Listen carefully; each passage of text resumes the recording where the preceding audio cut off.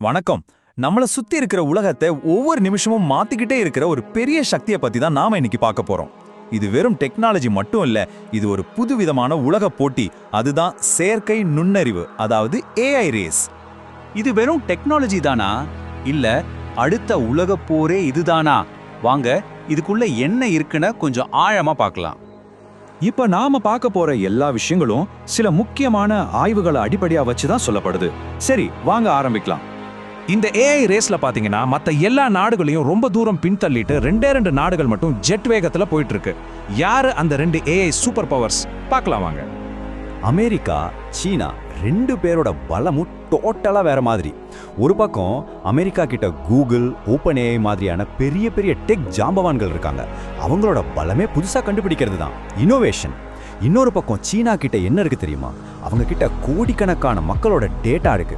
அரசாங்கத்தோட முழு ஆதரவோட Alibaba, Baidu மாதிரியான கம்பெனிகள் இந்த டேட்டாவை வச்சு ஏஐயை ரொம்ப வேகமா பயன்படுத்துறாங்க. குறிப்பா இந்த சர்வேலன்ஸ், அதாவது கண்காணிப்பு தொழில்நுட்பத்துல அவங்க தான் கில்லி.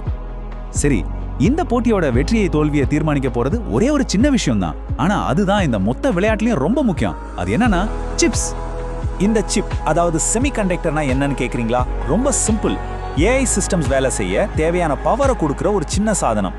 இன்னும் சொல்ல போனா இதுதான் ஏஐயோட மூளை மாதிரி. இந்த சின்ன சிப் தான் இப்போ ஒரு பெரிய உலகளாவிய சிப் வார், அதாவது சிப் போரையே உருவாக்கி இருக்கு. அமெரிக்கா என்ன பண்ணுதுன்னா, தங்களோட அட்வான்ஸ்டு சிப்ஸை சீனாவுக்கு போகாம இருக்கிறதுக்கு ஏற்றுமதிக்கு தடை விதிக்குது.